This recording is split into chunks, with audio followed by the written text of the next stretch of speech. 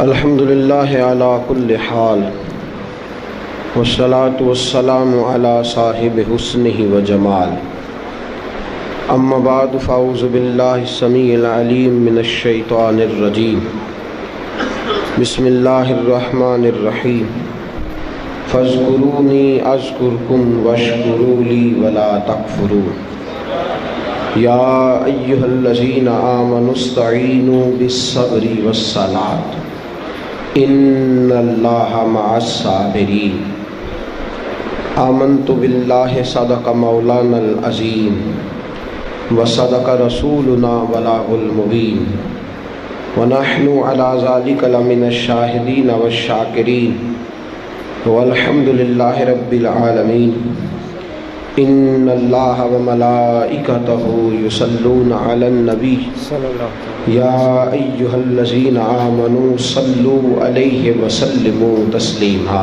الصلاۃ والسلام علیک یا سید یا رسول اللہ وعلی آلک واصحابک یا سید یا حبیب اللہ الصلاۃ والسلام علیک یا سید یا نبی اللہ بابا سے بلند پڑھیے درود پاک الصلاۃ والسلام علیک یا سید یا رحمت للعالمین وعلی آلک واصحابک یا سید یا خاتم النبیین اللہم صلی علی سیدنا و مولانا محمد معدن الجود والکرم وآلہ وصحبہ وبارک وسلم۔ ہر قسم کی تعریف و توصیف اللہ جل جلالہ کے لیے، ہر قسم کے درود و سلام نبی مکرم نور مجسم شفیع معظم۔ حمد و صلوات کے بعد عزیز دوستوں، بزرگوں اور بھائیوں، اسلامی تربیتی کورس کی چھٹی نشست میں ہم سب حاضر ہیں۔ صبر اور شکر عنوان گفتگو ہے۔ اللہ کریم نے قرآن مجید سورہ بقرہ میں ارشاد فرمایا فاذکرونی اذکرکم، تم مجھے یاد کرو میں تمہیں یاد کروں گا، واشکروا لی ولا تکفرون، میرا شکر ادا کرو اور ناشکری نہ کرو۔ یا ایھا الذین آمنوا استعینوا بالصبر والصلاۃ، اے ایمان والو صبر اور نماز سے مدد مانگو۔ ان اللہ مع الصابرین، بے شک اللہ صبر کرنے والوں کے ساتھ ہے۔ دو آیات کریمہ اللہ کریم نے پہلی آیت مقدسہ میں شکر کی بات ارشاد فرمائی، واشکروا لی، میرے لیے شکر کرو، ولا تکفرون، اور کفران نعمت نہ کرو، نعمتیں استعمال کر کے ناشکری نہ کرو۔ اور اگلی آیت مقدسہ میں فرمایا کہ صبر کرو، صبر کے ساتھ اپنے اوقات کو گزارو۔ شکر اور صبر دونوں لازم و ملزوم ہیں۔ سید عالم نور مجسم آقا کریم صلی اللہ علیہ وسلم نے فرمایا شکر آدھا ایمان ہے اور صبر آدھا ایمان ہے۔ نصف ایمان شکر ہے، نصف ایمان صبر ہے۔ جب دونوں انسان کو مل جاتے ہیں تو اس کا ایمان مکمل ہو جاتا ہے۔ نصف ایمان صبر ہے، نصف ایمان شکر ہے۔ صبر اور شکر کی نعمتیں جہاں آ جاتی ہیں وہاں حسن بخشتی ہیں۔ صبر اور شکر جہاں آ جاتے ہیں وہاں انسان کو تسلی دے دیتے ہیں۔ اس کے لیے وقت گزارنا اور اپنے خدا کے ساتھ مصیبتوں میں رشتہ برقرار رکھنا آسان ہو جاتا ہے۔ ایک دوسری روایت جو حضرت صہیب رومی رضی اللہ تعالیٰ عنہ سے مروی ہے، مشکات شریف میں موجود ہے، محبوب دو عالم صلی اللہ تعالیٰ علیہ وسلم نے فرمایا مومن کی ہر حال میں خیر ہی خیر ہے، مومن کو ہر حال میں خیر ہی نصیب ہوتی ہے۔ اگر نعمت ملے تو شکر کر کے ثواب لے لیتا ہے، نہ ملے تو صبر کر کے ثواب لے لیتا ہے۔ ہر حال میں اس کے لیے خیر ہی خیر ہے، اجر ہی اجر ہے۔ اگر اس کو نعمت میسر آ گئی، اللہ کا احسان ہو گیا تو شکر کیا، جب شکر کیا تو بھی ثواب لے لیا، اگر نہ ملی تو صبر کیا اور صبر کر کے بھی ثواب لے لیا، تو ہر حال میں مومن کے لیے خیر ہی خیر ہے۔ عزیز دوستو، صبر کے معنی رک جانے کے ہیں۔ مفردات میں امام راغب علیہ رحمہ نے فرمایا کہ اس کا معنی ہے رک جانا، اور 3 درجات کے اندر اس کو تقسیم کیا، 3 درجات کے اندر اس کو تقسیم کیا۔ حضرت علامہ شورانی رحمۃ اللہ تعالیٰ علیہ لکھتے ہیں، آپ فرماتے ہیں صبر کا پہلا درجہ یہ ہے کہ گناہ چھوڑنے پہ صبر کرے۔ ہمارے نزدیک صبر صرف اتنی بات ہے کہ مصیبت آئی تو صبر کرنا، حالانکہ یہ صبر کا سب سے چھوٹا درجہ ہے۔ مصیبت پہ صبر کرنا تیسرے درجے کا صبر ہے۔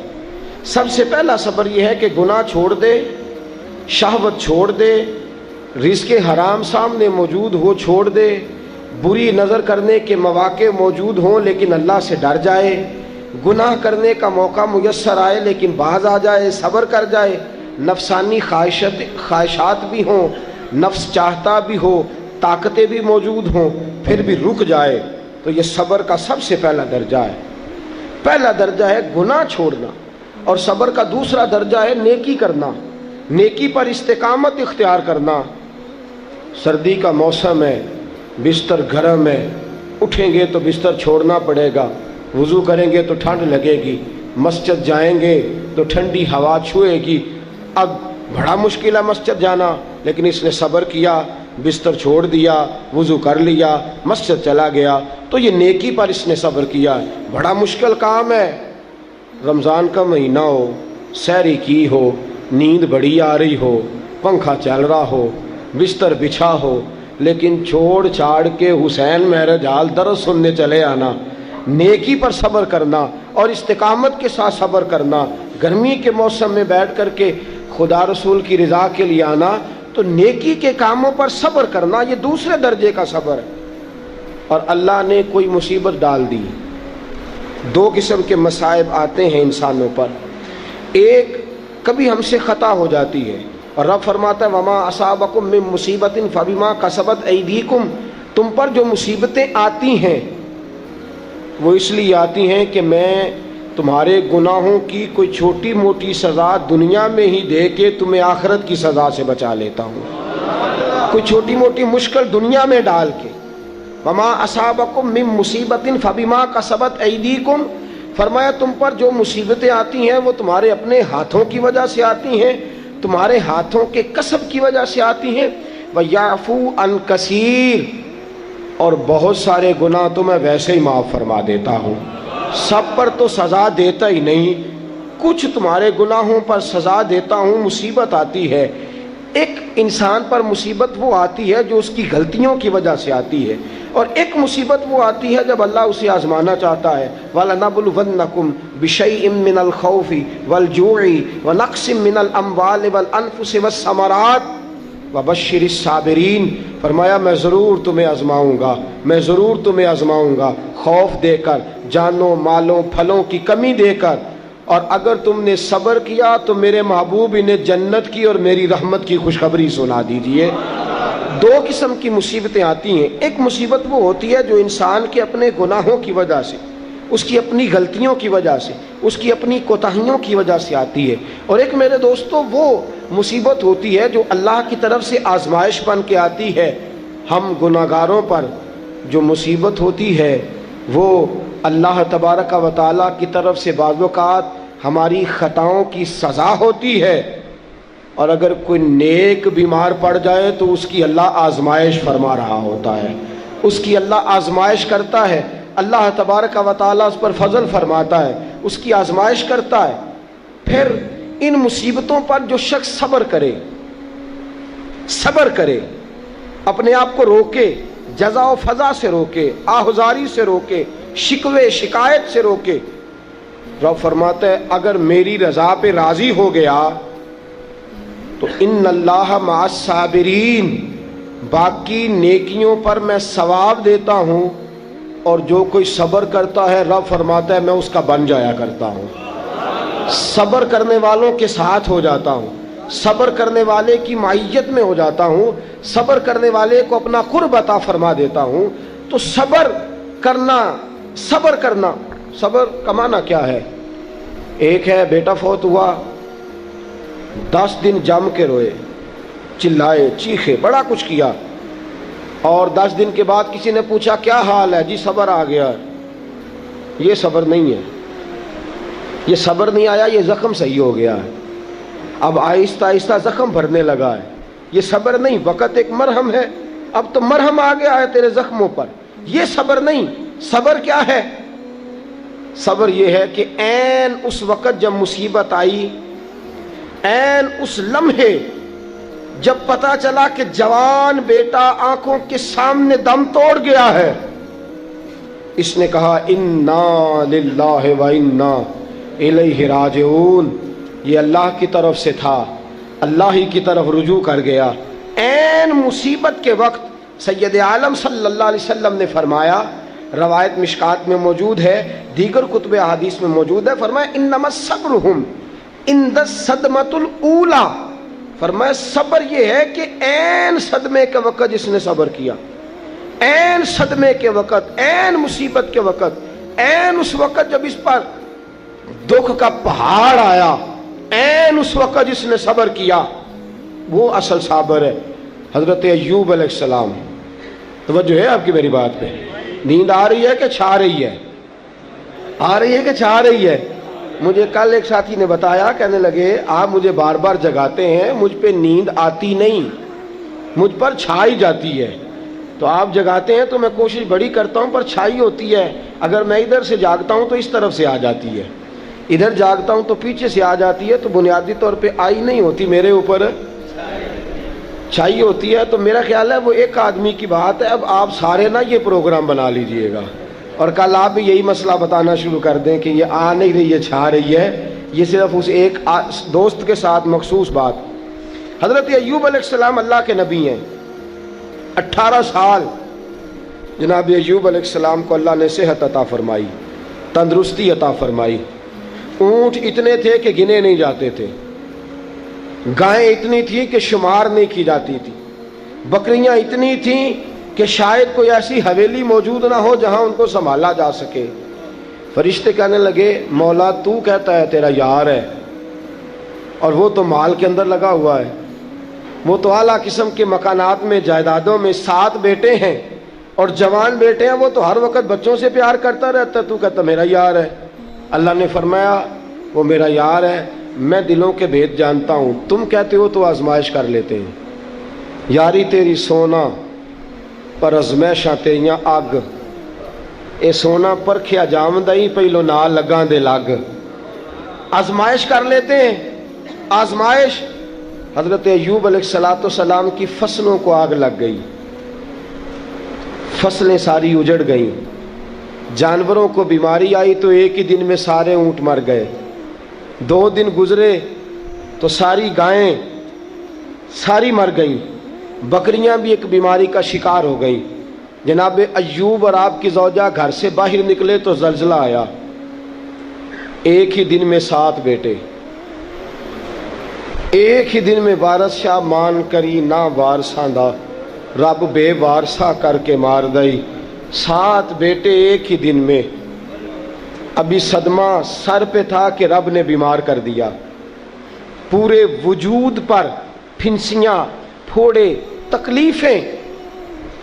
حضرت ایوب کی زوجہ آپ کی خدمت میں آئیں، کہنے لگی اے ایوب دعا کرو، آپ پیغمبر ہیں، آپ کے منہ سے تو لفظ نکلتے ہیں اللہ قبول فرما لیتا ہے، آپ دعا کرو۔ کہنے لگے یہ بتا شفا کتنا عرصہ رہی ہے، مال کتنا عرصہ رہا ہے، یہ بتا میرے پاس اولاد کتنا عرصہ رہی ہے۔ کہنے لگی 18 سال۔ کہنے لگے 18 سال اس کا فضل کرم احسان رہا ہے، اب ذرا مجھے 18 سال تکلیف میں رہ لینے دے، پھر دعا بھی کر لوں گا، پہلے مجھے 18 سال گزار لینے دے نا، جتنا وقت اس نے مجھے آسانی میں دیا ہے اتنا ذرا تکلیف تو بھئی، سکھ آئے تو خوشی خوشی کیا بات ہے کیا بات ہے کیا بات ہے، دکھ آئے تو شکوہ شروع کر دیا، صبر ہی نہیں کیا، ٹھہرا ہی نہیں، کہا مجھے 18 سال ذرا گزار لینے دے، اس کے بعد دعا کر لوں گا۔ کہنے لگی دعا کرنے میں کیا حرج ہے، دعا کر دیں، کہنے لگے دعا کر کے کیا کروں؟ رب سے عرض کریں کہ شفا دے دے۔ تو فرمانے لگے اللہ کو نہیں پتا ایوب بیمار ہے، اس کو خبر نہیں کہ ایوب بیمار ہے۔ جے سونا میرے دکھ وچ راضی تے پھر سکھ نو چلے ڈاواں، اس کو نہیں خبر بیمار ہے، میں صبر کروں گا، میں صبر کروں گا۔ 18 سال گزرے۔ علامہ اسماعیل حقی رحمۃ اللہ علیہ فرماتے ہیں 18واں سال چڑھا، تر دامنی پہ شیخ ہماری نہ جائیے، ہم دامن نچوڑ دیں تو فرشتے وضو کریں۔ وہی فرشتے بارگاہ خداوندی میں کہنے لگے یا اللہ ہم جان گئے ہیں واقعی تیرا پکا یار ہے، اس قابل ہے کہ یار بنایا جائے۔ حضرت ایوب علیہ السلام تندرست ہو گئے، شفا ہو گئی۔ ایک عرصہ گزرا تو آپ کی زوجہ ایک دن آپ سے پوچھنے لگی ایوب وہ دکھ اچھے تھے یا یہ سکھ اچھے ہیں؟ وہ دکھ اچھے تھے یا سکھ؟ آپ فرمانے لگے دن تو سارے ہی اللہ کے ہیں، پر اگر مجھ سے پوچھو تو دکھ ہی اچھے تھے۔ اگر مجھ سے پوچھو تو دکھ اچھے تھے، صبر کرتا تھا، کبھی کبھی رو بھی پڑتا تھا۔ دکھ تھے تو بارگاہ خداوندی میں جاتا تھا تو آنسو بھی بہہ جاتے تھے، تکلیفیں تھی تو سجدہ کرتا تھا تو مصلی بھیگ جاتا تھا، درد تھا ہاتھ اٹھاتا تھا تو داڑھی پہ آنسو گرتے تھے۔ جب سے سکھ آئے ہیں آنسو ہی خشک ہوتے چلے جا رہے ہیں۔ یہ دکھ ہے تو درد ہے، دکھ ہے تو سوز ہے، دکھ ہے تو انسان کے دل کے اندر تڑپ ہے۔ فرمایا مجھے تو لگتا ہے اصل اللہ کا بندہ وہی ہے کہ اللہ اسے مصیبت پہ رکھے اور وہ خدا سے صبر کر کر کے اجر حاصل کرتا رہے۔ صبر کرنا اور مصیبتوں کے اوپر اپنے آپ کو ٹھہرانا کام مشکل۔ اور جب اللہ آزمائش ڈالتا ہے نا تو جو کام سیدھے ہوتے ہیں وہ بھی الٹے ہونے شروع ہو جاتے ہیں۔ جب خدا کی طرف سے وَلَنَبْلُوَنَّكُمْ بِشَيْءٍ مِّنَ الْخَوْفِ وَالْجُوعِ وَنَقْصٍ مِّنَ الْأَمْوَالِ وَالْأَنفُسِ وَالثَّمَرَاتِ، جب اللہ کی طرف سے آزمائش آتی ہے، جب انسان پر اللہ کی طرف سے کوئی چیز نازل ہوتی ہے، آپ سونے کو ہاتھ رکھتے ہیں تو مٹی ہو جاتی ہے۔ آپ کسی طرف بھی، بہت سے دوست آ کے کہتے ہیں جی قدم آگے اٹھاتا ہوں جاتا پیچھے ہے، کیا کروں؟ تو میں اکثر عرض کرتا ہوں کہ تھوڑے دن قدم اٹھانا ہی چھوڑ دیں۔ کیا کریں؟ بیٹھ کے اللہ اللہ کریں، صبر کریں، دعا کریں۔ کچھ وقت انسان پر ایسا ہوتا ہے تلک الایام نداولها بین الناس، جو اللہ نے انسان کے دن بدل کے رکھنے ہوتے ہیں، کچھ وقت ایسا ہو، پھر ایک وقت آتا ہے کہ وہی انسان مٹی میں ہاتھ رکھتا ہے تو اللہ اسے سونا بنا دیتا ہے۔ رب آزمائش کرتا ہے، رب آزماتا ہے۔ جو لوگ مصیبتوں پر صبر کرتے ہیں، جو لوگ مصیبتوں پر صبر کرتے ہیں، سید عالم نور مجسم شفیع معظم صلی اللہ تعالی علیہ وسلم نے فرمایا، رب فرماتا ہے ایک بندہ اللہ کی بارگاہ میں کھڑا ہوا، قیامت کا دن ہے، فرشتے نامہ اعمال کھولنے لگے۔ اللہ نے فرمایا فرشتوں تمہیں پتہ ہے میں نے اسے دنیا میں بڑے دکھ دیے تھے، اس پر بڑی آزمائشیں آئی تھیں، اس نے زندگی بڑی تکلیف میں گزاری تھی، تمہیں خبر ہے؟ یا اللہ ہم جانتے ہیں بڑا صابر ہے، بڑا صابر ہے، اس نے صبر کے ساتھ وقت گزارا، صبر کے ساتھ اپنے اوقات کو طے کیا۔ رب فرماتا ہے جو اتنا صبر کرے میں اس کا نامہ اعمال ٹٹولوں، اس کا نامہ اعمال کھولتے ہوئے مجھے شرم آ رہی ہے، سارا کچھ لپیٹ دو اور بغیر حساب کتاب اسے جنت میں داخل کر دو۔ یہ صبر کرنے والا ہے، یہ صبر کرنے والا ہے۔ مجھے حیا آتی ہے کہ یہ صبر، بڑی گاڑی دیکھ کے بھی صبر کرنا چاہیے۔ اگر موٹر سائیکل ہے نا تو بڑی گاڑی دیکھ کے ذرا، اور جس کے پاس بڑی گاڑی ہے نا وہ بھی ذرا موٹر سائیکل والے کو ہارن تھوڑے ہی دے، وہ بھی ذرا صبر کرے، اس لیے کہ اس کو مل گئی ہے تو کوشش سے نہیں ملی، خدا کے فضل سے ملی ہے۔ دونوں ذرا صبر کا مظاہرہ کریں۔ وہ بڑی گاڑی والا ہارن پہ ہارن بجایا جاتا ہے، کہتا ہے یہ موٹر سائیکل والے کو تو عقل ہے ہی نہیں، یہ تو رستہ دیتا ہی نہیں، وہ یہ کہہ رہا ہے، اور گزرا ہے تو موٹر سائیکل والا کہتا ہے اللہ نے تجھے دے دیا گاڑی تو تیرا دماغ بڑا اونچا ہو گیا ہے، تیرے پاس نہ ہوتی تب میں تجھ سے پوچھتا۔ اب دونوں ہی شکوہ کر رہے ہیں، دونوں ہی گلہ کر رہے ہیں، دونوں ہی شکایت کر رہے ہیں، دونوں کو صبر کرنا چاہیے، دونوں کو اطمینان سے رہنا چاہیے۔ جب انسان کے وجود میں صبر آ جاتا ہے، جب اس کو صبر نصیب ہوتا ہے، بڑی خوبصورت حدیث، بڑی بخاری شریف میں موجود ہے، اور صاحب عمدۃ القاری حضرت مفتی شریف الحق صاحب رحمۃ اللہ تعالیٰ علیہ فرماتے ہیں بخاری شریف کی یہ حدیث ایسی ہے جسے میں جب بھی پڑھتا ہوں میں چوم لیتا ہوں۔ اس حدیث کو میں فرماتے ہیں لفظوں کو میرا پڑھنے کو بھی دل کرتا ہے اور چوم لینے کو بھی دل کرتا ہے۔ حدیث کیا ہے؟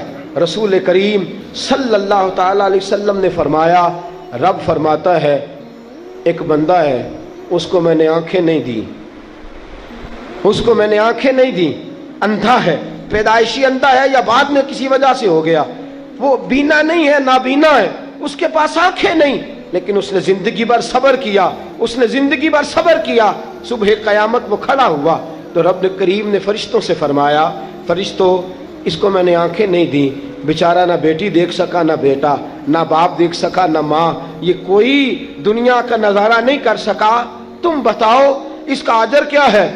فرشتے کہتے ہیں مولا جنت کا اعلیٰ درجہ دے دے، اللہ اسے بے حساب بخش دے، یا اللہ اس پر رحمتوں کے دروازے کھول دے، یا اللہ اس کو نواز دے۔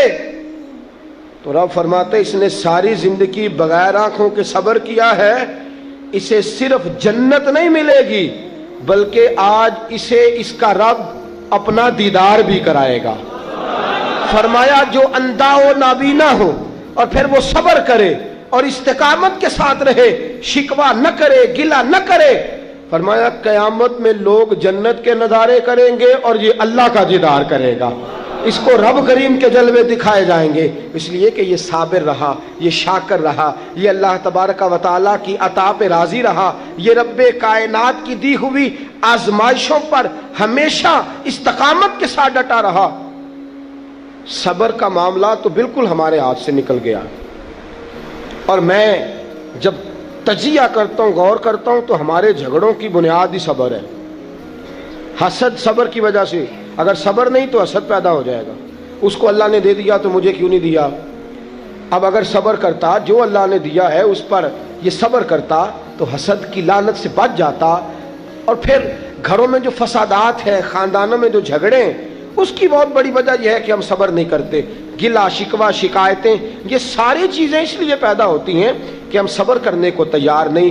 جب تو صبر کر لیتا ہے، جب تو اپنے وجود کے اندر ٹھہراؤ پیدا کر لیتا ہے، پھر تیرے اندر تحمل مزاجی آ جاتی ہے، پھر بردباری آ جاتی ہے، پھر ٹھہراؤ آ جاتا ہے، پھر تیرا دل اتنا گہرا ہو جاتا ہے کہ حضرت سلطان باؤ رحمۃ اللہ علیہ فرماتے ہیں دل دریا سمندروں ڈونگے کون دلاں دیا جانے۔ جب تیرا دل اتنا گہرا ہو جائے گا تو صبر کرے گا۔ اور میرے اعلیٰ حضرت فاضل بریلوی رحمۃ اللہ علیہ فرماتے ہیں جو صابر ہوتا ہے نا، توجہ ہے آپ کی، میری بات کی سمجھ آ رہی ہے؟ اعلیٰ حضرت فرماتے ہیں بڑا قیمتی جملہ، فرماتے ہیں جو صابر ہوتا ہے وہ سکون میں ہوتا ہے، جو صابر ہوتا ہے وہ، جو صبر نہیں کرتا بے سکون رہتا ہے۔ اگر صابر ہے نا، تھوڑی غذا پہ تھوڑی روٹی، اگر صابر ہے صبر کرتا ہے تو پھر شیخ سعدی رحمۃ اللہ تعالیٰ علیہ کے پاس ایک شخص آیا، کہنے لگا حضرت جی دیکھیں نا میرے پاس اتنے بھی پیسے نہیں کہ میں جوتے لے سکوں، اتنے بھی پیسے کوئی نہیں جوتے لے سکوں، فرمایا صبر کر اللہ دے گا۔ کہنے لگا جی صبر ہی کیا ساری عمر، اس نے جوتے لینے کے برابر بھی پیسے نہیں دیے، ننگے پاؤں پھر رہا ہوں۔ شیخ سعدی رحمۃ اللہ تعالیٰ علیہ نے اس کا بازو تھاما، ایک گھر میں لے گئے، دروازے پہ دستک دی، گھر کا مالک باہر آیا، اس نے دونوں طرف بیساکھیاں پکڑی ہوئی ہیں، ٹانگیں تو ہیں پر پیر ہی کوئی نہیں۔ فرمانے لگے بتا یہ اچھا ہے کہ تو، کہنے لگا جی میں آپ سے بھی معافی مانگتا ہوں، اپنے رب سے بھی معافی مانگتا ہوں، اس کے تو پیر ہی نہیں بیچارے کہ اس کے پاس تو قدم ہی نہیں۔ دوستو جب صبر رخصت ہو جاتا ہے، جب صبر رخصت ہو جاتا ہے، نبی پاک صلی اللہ تعالی علیہ وسلم نے فرمایا خدا اگر تجھے مصیبت دیتا ہے نا، اور ان مصیبتوں پر جب اللہ تجھے قیامت میں اجر دے گا، دنیا میں رب تجھے جو مصیبتیں ڈالتا ہے ان مصیبتوں پر جب قیامت کے دن اللہ تجھے اجر دے گا تو تیرا دل چاہے گا کاش سکون ہوتا ہی نہ، آزمائشیں ہی آزمائشیں ہوتی، کاش سکون نہ ہوتا، آزمائشیں ہی آزمائشیں ہوتی جب تو وہ اجر دیکھے گا۔ نبی پاک صلی اللہ علیہ وسلم نے فرمایا جب کسی کا بچہ انتقال کر جاتا ہے نا، ہاں بات بڑی مشکل ہے، کام بڑا مشکل ہے۔ جب کسی کا بچہ، بیٹا یا بیٹی انتقال کر جاتا ہے، وہ کسی دانشور نے کہا تھا کہ میرا باپ انتقال کر گیا، 6 مہینے گزرے تو میرا 18 سال کا بیٹا بھی انتقال کر گیا۔ کہنے لگے میں نے اپنے 80 سال کے باپ کا جنازہ اٹھایا تو میری کمر نہیں جھکی، لیکن جب 18 سال کے بیٹے کا جنازہ اٹھانے لگا تو میری کمر جھک گئی، اور رو کے کہنے لگا لوگوں باپ کا جنازہ پڑھنا آسان ہے، دعا کرو کسی کو بیٹے کا جنازہ نہ پڑھنا پڑ جائے، بڑا مشکل کام ہے، بڑا کٹھن مرحلہ ہے، یہ بڑی آزمائش کا معاملہ ہے۔ نبی رحمت صلی اللہ علیہ وسلم نے فرمایا جب کسی کا بچہ انتقال کر جاتا ہے، جب کسی کا بیٹا یا بیٹی انتقال کر جاتا ہے، فرشتے اس کی روح لے کے اللہ کی بارگاہ میں جاتے ہیں۔ رب فرماتا ہے تم میرے بندے کے جگر کا ٹکڑا لے آئے ہو، اس کے وجود کا حصہ لے آئے ہو، اس کی روح کی ٹھنڈک لے آؤ ہو۔ بولو تو صحیح میرا بندہ کیا کہتا تھا، بتاؤ میرا بندہ کیا کہتا تھا، اس نے کیا کہا؟ فرشتے کہتے ہیں مولا جب ہم نے اس کے بیٹے کی روح قبض کی اور وہ اپنے بیٹے کی میت پہ آیا تو اس نے تیرا گلہ نہیں کیا، شکوہ نہیں کیا، بلکہ اس نے کہا انا للہ و انا الیہ راجعون، یہ دیا بھی اللہ نہیں تھا، لے بھی اللہ ہی گیا ہے۔ جب اس نے یہ بیٹے کی میت دیکھی ہے تو اس نے یہ کہا ہے کہ اللہ کا مال تھا، اللہ لے گیا۔ رب فرماتا ہے باقی کے کام چھوڑ دو، جنت کی طرف جاؤ اور میرے اس بندے کے لیے اور اس کے بیٹے کے لیے ایک مکان بنا دو۔ جنت میں جاؤ، دنیا کی زندگی تو تھوڑی ہے نا، اور آخرت کی زندگی حد ہی کوئی نہیں، اس کی حد ہی کوئی نہیں، کتنی لمبی ہے۔ فرمایا دنیا میں تو کٹھے نہیں رہ سکے، اب جنت میں مکان بنا دو، اس میں اس کا باپ بھی رہے گا، یہ بھی رہے گا۔ حضرت ابو ہریرہ رضی اللہ تعالیٰ عنہ فرماتے ہیں اللہ کے محبوب صلی اللہ تعالیٰ علیہ وآلہ وسلم کے صاحبزادے جناب ابراہیم علیہ السلام فرماتے ہیں حضور کے صاحبزادے، آپ رات کو جب ان کی ولادت ہوئی تو نبی کریم علیہ السلام ہمارے درمیان آئے۔ جاگیے ذرا غور فرمائیے گا بات پہ۔ سید عالم صلی اللہ علیہ وسلم تشریف لائے اور ہم نے حضور کے چہرے کو چمکتے دیکھا، ہم نے آنکھوں میں ایک خوبصورتی، ایک رنگ ڈھنگ دیکھا۔ ہم نے کہا یا رسول اللہ موڈ مبارک بڑا اچھا ہے، حضور کوئی خیر کی خبر ہے؟ فرمایا مجھے مبارک دو، اللہ نے مجھے بیٹا عطا فرمایا ہے، میرے آنگن میں پھول کھلا ہے، خدا نے مجھے بیٹے کی دولت سے نوازا ہے، میرے آنگن میں پھول کھلا ہے۔ فرماتے ہیں اگلے ہی دن، ایک روایت ہے کچھ عرصے کے بعد، ایک روایت ہے اگلے ہی دن ظہر کے بعد میرے محبوب نے پیار کرنے کے لیے بیٹا اٹھایا اور صاحبزادے کی سانسیں اکھڑنے لگی۔ رسول پاک کے صاحبزادے نبی پاک کے مقدس ہاتھوں میں سانسیں اکھڑ رہی ہیں، حضور کے دستے مبارک میں صاحبزادے نے وصال کر دیا۔ آنکھیں بند کی تو نبی کریم کی مقدس آنکھوں میں آنسو آئے۔ رات خوشی تھی، رات حضور مبارکیں وصول کر رہے تھے، رات مسکرا رہے تھے، صحابہ کے جرمٹ میں بیٹھ کر محبت کی بات ہو رہی تھی۔ ایک ہی تو رات گزری ہے، 24 ہی تو گھنٹے ہوئے ہیں، آنکھوں میں آنسو بھر آئے ہیں۔ حضرت عبداللہ ابن عمر رضی اللہ تعالیٰ عنہ عرض کرتے ہیں یا رسول اللہ آپ رو رہے ہیں؟ حضور صاحبزادے کا انتقال ہوا تو رو رہے ہیں؟ نبی رحمت صلی اللہ تعالیٰ علیہ وسلم نے فرمایا عبداللہ دل میرا غمزدہ ہے، آنکھوں میں آنسو ہیں، پر میں اپنی زبان سے وہی جملے کہوں گا جس سے میرا اللہ راضی ہوگا۔ میں کوئی بے صبری والی بات نہیں کروں گا، میں کوئی ایسا جملہ نہیں کہوں گا جس سے میرا خدا ناراض ہو جائے۔ اگرچہ میرا دل غمزدہ ہے، اگرچہ میں پریشان ہوں، اگرچہ میری آنکھیں آنسو بہا رہی ہیں، یہ محبت کی علامت ہے، یہ پیار کی علامت ہے، لیکن فرمایا میری زبان سے کوئی کسی کے ہاں میت ہو جائے تو آنسوؤں سے رونا محبت کی علامت ہے۔ اگر آنسو آتے ہیں نا تو یہ تو محبت ہے۔ حضرت عثمان بن مظعون رضی اللہ تعالیٰ عنہ کا وصال ہوا تو اللہ کے محبوب کی آنکھوں میں آنسو آئے۔ سیدہ عائشہ صدیقہ رضی اللہ تعالیٰ عنہ نے کہا یا رسول اللہ آپ روتے ہیں؟ فرمایا یہ آنسو محبت کی علامت ہے۔ خدا کو بین کرنا ناپسند ہے، شور کرنا ناپسند ہے، باتیں کر کر کے رونا شور کرنا، آہوزاری کرنا، ماتم کرنا، فرمایا یہ چیزیں خدا کو پسند نہیں. شور کرنا، بالخصوص خواتین اس بات پہ ضرور توجہ کریں، اس کی باتوں کا تذکرہ کر کر کے رونا، اونچی آواز میں بیان کرنا اور بار بار تڑپ کے کہنا کیا بنے گا، کہاں جائیں گے، کیسے گزر اوقات کریں گے. یہ جملے کہنا اللہ کے رسول کو اتنا ناپسند ہے کہ نبی پاک صلی اللہ علیہ وسلم نے فرمایا جو عورت میت پر بیان کرتی ہے یا جو شخص ماتم کرتا ہے، فرمایا وہ تو میری امت میں ہی شامل نہیں ہے. فرمایا میں تو اس کو شامل ہی نہیں سمجھتا. لیس منی، وہ ہم میں سے نہیں ہے. صبر کرے، ٹھہر جائے، اللہ کی رضا پہ راضی ہو جائے، قضا پہ راضی ہو جائے، جھک جائے خدا نے. اتنا شور کرنا، اتنی آہوزاری کرنا، اور معاذ اللہ بعض اوقات تو کفریہ جملے بولے جاتے ہیں. انتقال ہو گیا، تبھی موت چلا گیا، ہارٹ اٹیک سے انتقال، تو کہتے ہیں ہم پہ ظلم ہو گیا ہے. معاذ اللہ، آپ اللہ کو ظالم کہہ رہے ہیں، خدا کو ظالم کہہ کے کفر اکٹھا کر رہے ہیں. کفریہ فکرے بولے جاتے ہیں. معاذ اللہ تعالیٰ ثم معاذ اللہ، ایسی باتیں کی جاتی ہیں جو شریعت اسلامیہ میں سخت سزا کی مستحق ہیں.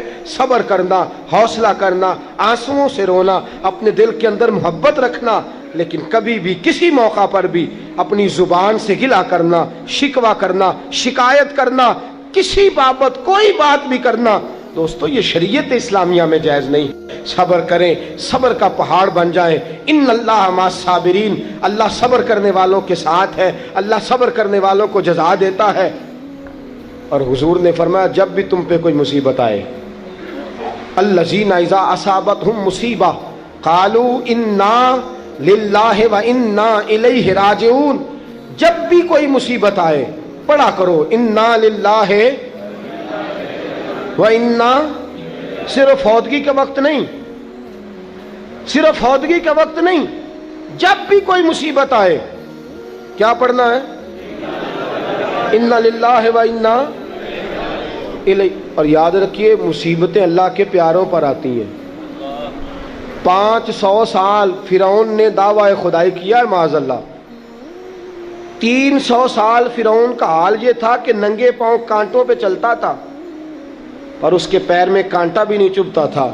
فرشتے کہتے ہیں یا اللہ یہ کیا ہے؟ وہ تو اور ڈٹ جائے گا کہ میں خدا ہوں. فرمایا مہلت دے رہا ہوں.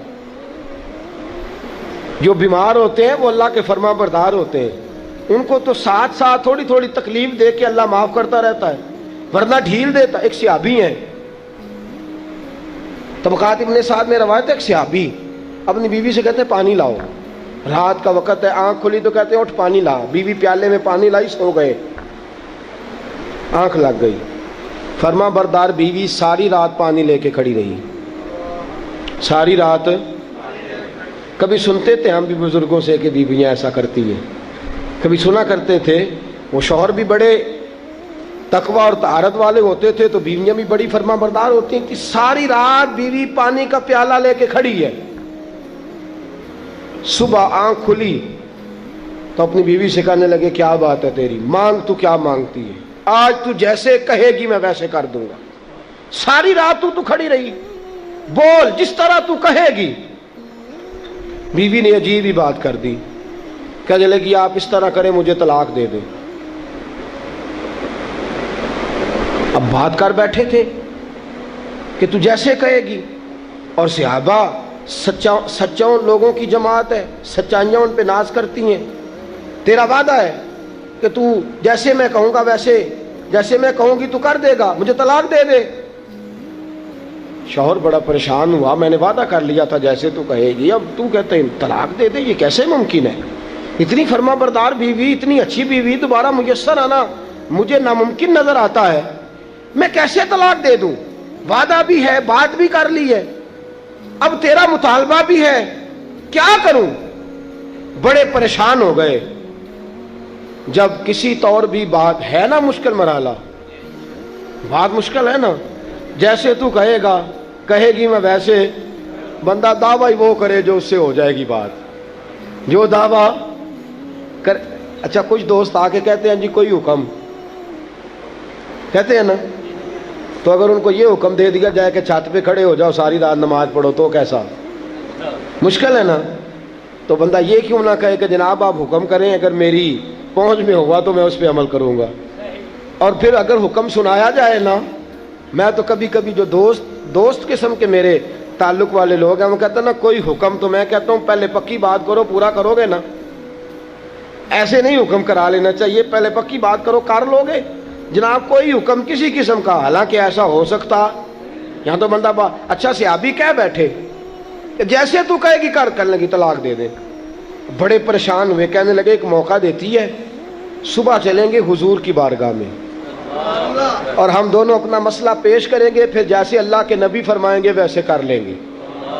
چلو ٹھیک ہے، اس پہ بات ختم ہوئی، سو گئے۔ صبح اٹھے، گھر ذرا دور تھا، دونوں میاں بیوی آ رہے ہیں مسجد نبوی کی طرف۔ رستے میں بیوی شوہر کو ٹھوکر لگی اور اتنا سخت گرے، ایک زخم پیر پہ، ایک ہاتھ پہ، ایک سر پہ، خون بہنے لگا۔ بیوی کہنے لگی اٹھیے اور گھر چلیے، مجھے طلاق نہیں چاہیے۔ اٹھے، گھر چلیں، میں آپ کی مرہم پٹی کرتی ہوں، گھر چلتے ہیں، مجھے نہیں طلاق چاہیے۔ کہنے لگے بھائی تیری عجیب منطق ہے، ساری رات میں سو نہیں سکا، پریشان رہا، صبح سے بھی آج پریشان رہا، میرا اتنا وقت بے چینی، پہلے طلاق چاہیے اب نہیں چاہیے، ماجرا کیا ہے؟ کہنے لگی اصل بات یہ ہے کہ میں نے اپنے رسول پاک صلی اللہ علیہ وسلم کی حدیث سنی، حضور نے فرمایا جس سے اللہ پیار کرتا ہے اسے مشکل میں ڈال دیتا ہے، اس پر کچھ مصیبتیں آ جاتی ہیں جس سے اللہ محبت کرتا ہے۔ تو میں جب سے تیرے گھر آئی تھی میں نے کوئی مصیبت نہیں دیکھی تھی، تو میں سمجھنے لگی تھی کہ اللہ تجھ سے پیار نہیں کرتا، لیکن آج تجھے چوٹ لگ گئی ہے، تجھ پر کچھ تھوڑی مشکل آئی ہے، تو مجھے سمجھ آئی ہے کہ نہیں اللہ تجھ سے پیار کرتا ہے، لہذا میں تجھ سے طلاق نہیں رہوں گی، تیرے گھر کے اندر ہی وقت گزاروں گی۔